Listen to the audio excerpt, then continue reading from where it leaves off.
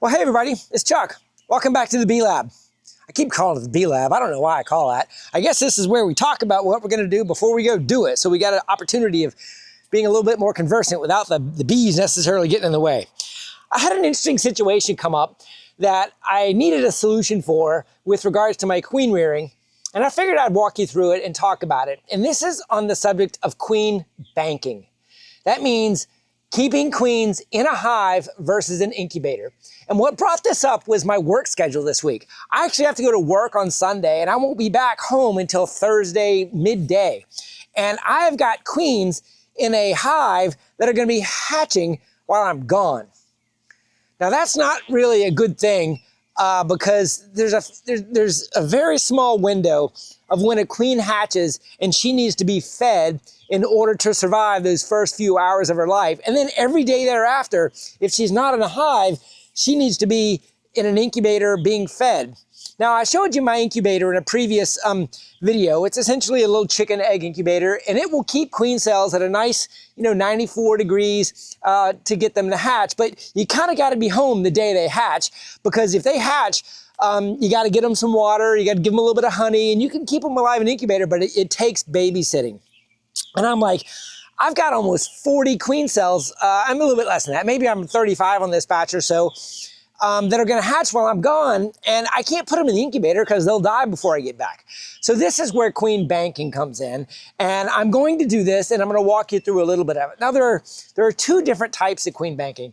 There's banking virgin queens that have not been mated, and there's banking mated queens that have already been in a hive, they've already mated, and they've come back, and you've taken them out of that hive, and you can also bank them. Banking is essentially putting them in a cage inside the hive and letting a queenless hive take care of them. And it is probably important to be queenless based on the attention that the bees will give these the queens. Now, if you've been watching my last few videos, you've watched me set up some queen starters, and you've also watched me do the Demarree split. The Demarree split keeps the top half of the hive away from the queen and actually creates a queenless scenario. I had to cut out about 8 cells out of the top boxes yesterday in my Demarree split. So what I'm going to do is I'm going to put all of those cells that are going to hatch inside of a queen bank and let them hatch out, and I'm going to put them in the top of this Demarree, so hopefully when they hatch out, that queenless hive will take care of these queens. It's my best chance. The better opportunity would be just to not have queens hatch when you're not at home, but this is just the way this played out. So the type of gear that you need, let me just walk you through a couple different scenarios, and I've got some homemade developed gear, but I'm going to show you some things you can also buy. There's a queen rearing system called the NIKOT system, N-I-C-O-T.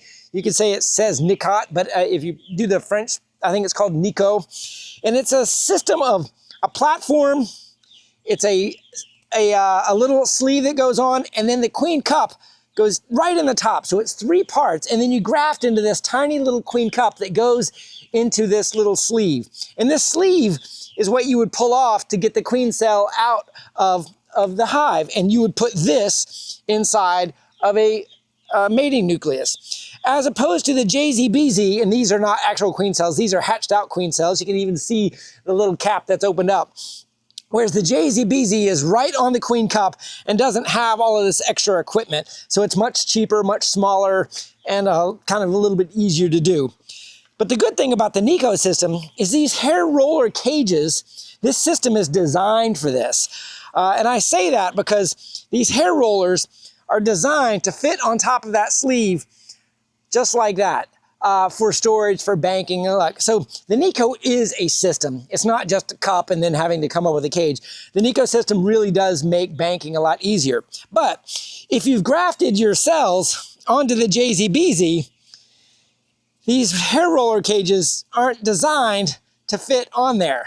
They don't stick. Now granted, you could probably put it on there and create a system and wrap them on there so they can't get out, but it's not designed for that. So if you graft it in the NIKOT system, you can get the hair roller cages and you put them on there, and then you set all these into your system kind of like this. Well, let me show you this one because I've got a few more on here. And essentially your queen bar would be like this with all of your cages on. and then you would put this in the hive, and then as those queens hatch, they'll be in these cages, and in a queenless hive, all of the nurse bees in that hive will feed the queen through the cage. I don't have this system in my hive right now because I'm using the JZBZ. So I have cell bars like this with the JZBZ, and I've 3D printed these cages. And actually, believe it or not, I printed this set in a transparent PETG filament, so you can almost see through it. And these are designed to fit on top of the JZBZ and kind of clamp on there. But you can see the problem is they're not perfectly tight. Now, that cell is on there, but you can see that cell kind of came out of the bar. So I'm putting these on top of the cells to kind of give you a visual. But the trick is, while the JZBZ cup is now very securely in that cage, this cage is kind of hanging on a bar that needs a little bit of vertical support. So if I were to put this into a, let me give you a little bit of a frame here. You can kind of see, now watch this. If I go vertical here, some of these cages might not vertically stick. So you might imagine if the nurse bees put their body weight and hung on there, that these cages won't stay tight. So this needs a securing mechanism to kind of hold these, watch me do this, hold these in there with a little bit of support under the cage like this. You guys are probably laughing. Look at those cages falling. What kind of Yahoo is that? I'm giving you the demo here. So, all of the cages are on, and then you would put a stick or a bar or something under there to give it a little bit of support so the cages are in there. This is gonna be the best I can do today. So I'll essentially be putting the cages on the queen cells so they hatch out inside of the hive. Now, 2 important notes. The length of time you can keep a queen in a bank is not very long. It buys you time. A virgin queen needs to get out and mate within a few days of hatching. And all of the papers I could find on the internet, academic research, not just videos, talks about a maximum of banking a virgin 7 days. I think 3 to 4 is probably the best you should do, getting her in a hive so she can kind of acclimate and then get out and get mated. A mated queen can go a little bit longer, several weeks. Some documentation says up to 4 weeks. I would think 4 weeks is the very, very maximum to keep her out of a hive. Now, the reason is she is fully mated, but for her ovaries to continue to lay fertilized eggs, it is important that she is actively laying. Without the ability of laying, she will kind of shut down a little bit. And I haven't done any of my own research on what happens if you go longer than that. Will she not start laying again? I think it's just general good advice to not bank mated queens much more than several weeks, definitely not over 4. So this should get me through the work period, and I'll have a whole bunch of virgin queens, hopefully, that are well fed, and I'll be home the day after, so they should only be in these cages about a day, maybe 2 days. And then I can get them into some mini mating nukes or some mating nukes where these virgins can be used and get out there and successfully mated. It's just the way the timing worked out on this one. Better planning would have been better to not have to do it this way. But it's also a good subject just to know another tool in your queen rearing about banking mated queens so you can continue to make more, and also banking virgin queens without the use of an incubator. Incubator would work, but you just got to babysit them daily and make sure they got water and honey. Okay, so that's all the description I've got up here in the lab. Let's go out in the apiary. I have about 6 queens that I have in a situation like this from my previous batch that I didn't have mating nukes for. They should have hatched out. So I want to show you those queens. I'm going to bring them out and we'll kind of take a look and see if we had a good hatch success. And then we'll go into the finisher colony. We'll pull out the capped cells. They should have just been capped yesterday. So today is the first day fully capped, and we'll put some of these cages on them and make sure that they're secure and find some way of banking them in that hive. Hopefully this doesn't get too long and you guys enjoy this type of content, but in any case, stick with me. Let's go into the apiary. Okay, I'm back. So this is our Demarree split from before. So remember the broods down here, queen excluder, a honey super, another queen excluder, and then 2 boxes of brood and or honey. And I inverted my inner cover, so there was a little bit of a drone escape exit up top. So you see those few bees up top. And what we're gonna do is one of these frames up in here, I put with some banked queens, and we're gonna see, I think it's this one right here in the middle of the brood nest.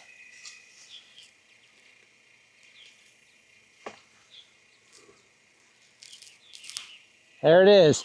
Perfect example of what I was talking about. Do you see how this one came down and out? This is what this board here was supposed to help. And I don't know how that board slid down, but that board was there to hold these up. So I'm looking in here and I see definitely hatched, definitely some of these are hatched. So we're gonna need to kind of get them away from the bees and open them up and take a look at the virgins. But my point is this is the setup. And I only used a shallow or a medium frame here because I only had, you know, these 8 virgin cells that I wanted to hatch out. I put some workers in here just for attending. In some of my research, I found that workers help with mated queens, but are probably not necessary for unmated queens. So let's go ahead and take these out, and I'm gonna put just another frame into the hive so that this section can stay all the way up. I don't want any burr comb in the middle of this because the bank queens came out. No, actually, you know what? I'm gonna put my second set of bank queens back here in the middle after we're done with this. So I'm gonna leave that hole nice and open and ready to go for this next set of queens. And we'll take them up. Let me just see if I can get a little bit.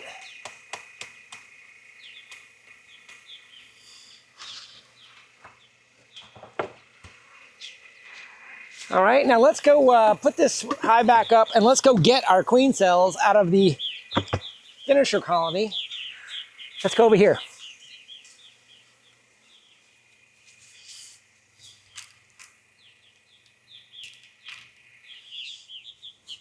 Hopefully that didn't make you too dizzy. So I'm setting those virgins there and we'll be pulling queen cells out of this one. Now I have not taken a look in a few days at the success rate, so I'm really not sure. I know we didn't get 100% on this one because they weren't all started when I put them down into the finisher from the starter.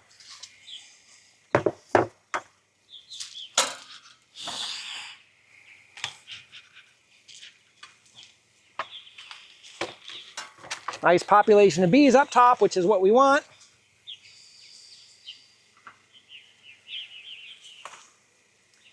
And this is my cell bar right here in the middle.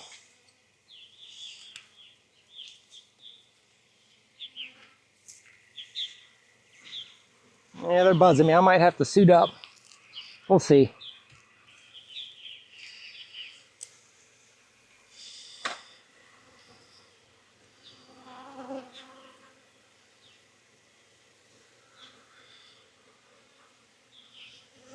All right.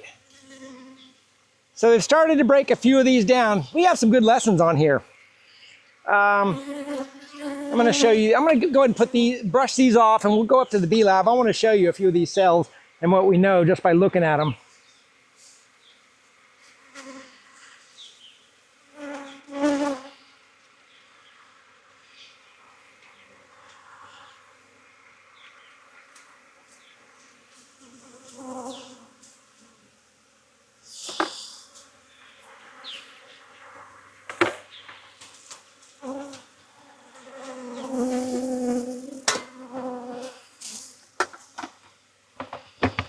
Okay, let's go up to the bee lab. Okay, we need to work on the queen cells first. We'll work with those, deal with those virgins a little bit later. But what I want to show you is what's going on here. We have some good cells and some they have started to break down. So everywhere there is not, kicking my queens over, everywhere there is not a cell, I took it out before the starter happened. These here, they've broken down. So in other words, they started these cells here, but they didn't finish them. So you can kind of get a little bit of the whoo, right on the lip.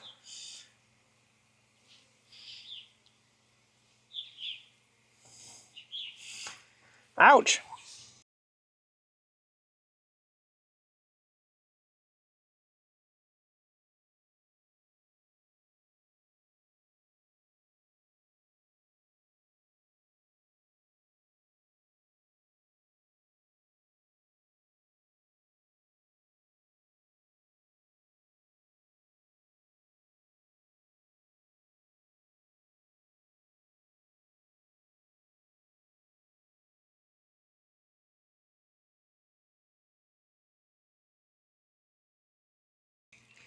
You can kind of get a sense of the success rate. And this hive wasn't as good as the last one. They broke a lot of these down.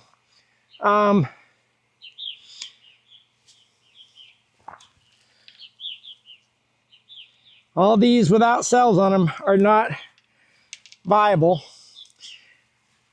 Don't know if the population wasn't good enough or if they just said, never mind, we're not going to do this. So I'm just taking these off so we can kind of see what else we've got left. Now, we've got a couple other ones that aren't capped. They started breaking this one down and there's nothing in it. A little bit of royal jelly. So these are not going to make it either. Same sort of thing. A little bit of royal jelly, nothing in it. This one right here kind of looks like it's long and distended, but it was just never capped. Lots of royal jelly, nothing in it. This is the one I mostly want to talk about. Can you see this long? It's capped, and you might generally think, oh my gosh, that's a beautiful long queen cell. That's too long.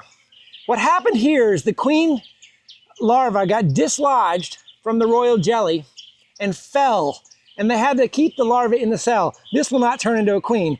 Now we're going to break this off, and I'm going to just show you what I mean. So there's the royal jelly, and then way down at the bottom of this cell, the very tip, away from all the royal jelly, is the larva. The larva was dislodged from the jelly, will not become a viable queen because the food isn't right. So if you see those really long, skinny cells, the larva dropped off and it's not viable. All of these other ones look like they're going to be, well, it's another not viable one there. Gosh, this is actually a pretty poor take, guys, compared to the last one. I even see one here that I'm suspect of. Now, this one looks a little funny to me. It's just kind of the tip. Now, this is a maneuver you can do. Most people say, oh my God, don't mess with that queen cell. At this stage, you can take off of that cap and you can look to see if the queen larva is in there. And in this situation, the larva has again dropped down to the bottom. So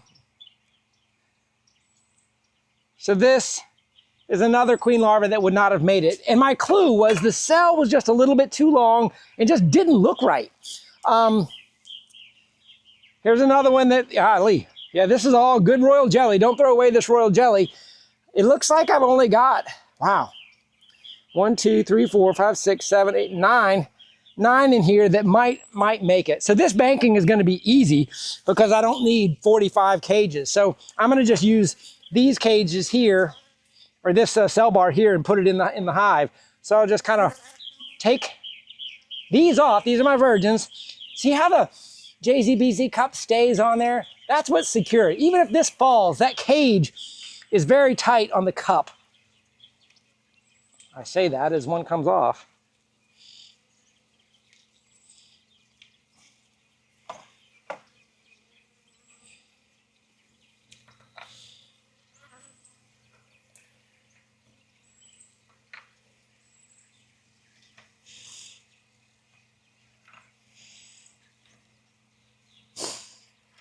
Okay, so all these are virgins that are good. Now, what I'm going to do now is take these viable cells, put them in these cages tightly, and then put them on the cell bar. As I'm taking these cells off, I'm also inspecting for the royal jelly up top to make sure this was a viable cell. There needs to be royal jelly in here. If there's not, it may be another false cell. So interesting that the take rate was so different between these last two batches.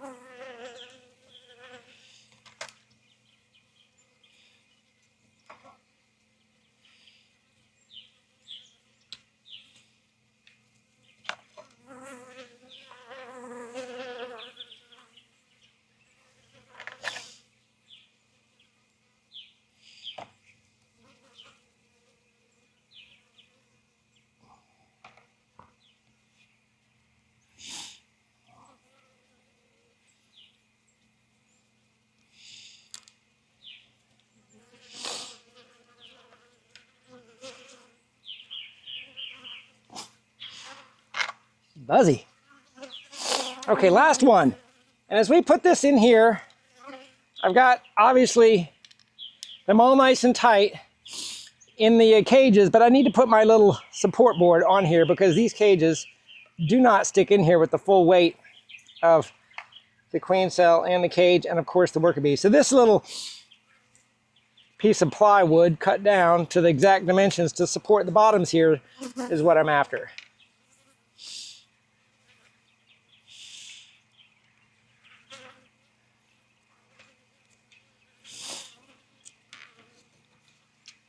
All right, so now maybe you can get a sense of what I'm talking about.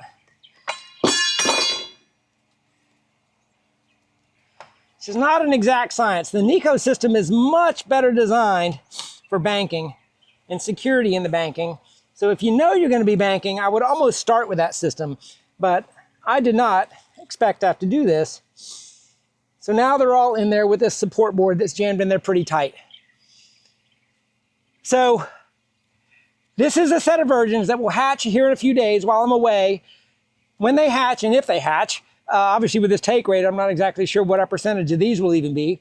The workers will take care of them as long as they're in a queenless hive. Now I'm going to go put this in the back of that Demarree split we've got that's already been acting as queenless. And then I'm going to go put these in there real quick and I'll be right back. We'll take a look at those virgins. Okay, I'm back. So let's take a look at a few of these virgins. Now, virgins are very flighty. So if you're going to take these cells out to inspect that they hatched, you need to be pretty careful that you're not letting them out. And I am just putting my eyes on her and she is moving around in there. So that is good. That's a viable virgin.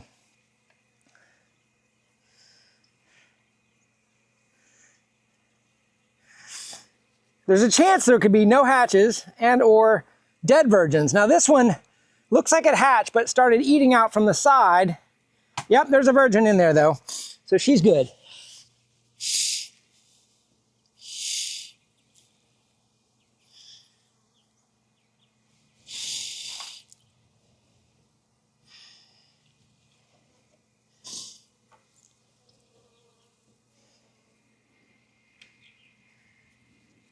Another hatch cell.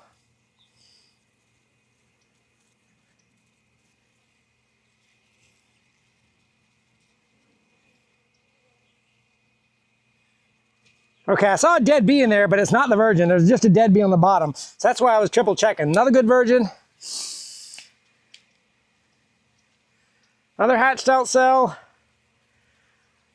Another good virgin. This was a good, that first batch was rock solid. Good hatch rate. Okay, this cell was eaten out from the sides, but not the bottom. But there's a virgin in there. She must have hatched out from the side somehow, or they recapped it. No, there was a little, she chewed out the cap. The cap just was kind of re-glued back on there.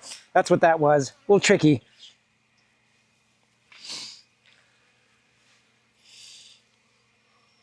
I can see the virgin in this one wide open. I don't even need to open that one up. Another good hatch out, a couple dead bees in there. Virgin looks healthy.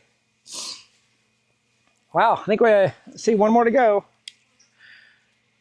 Yep, another good one, another good virgin. So all of these, that was an amazing batch.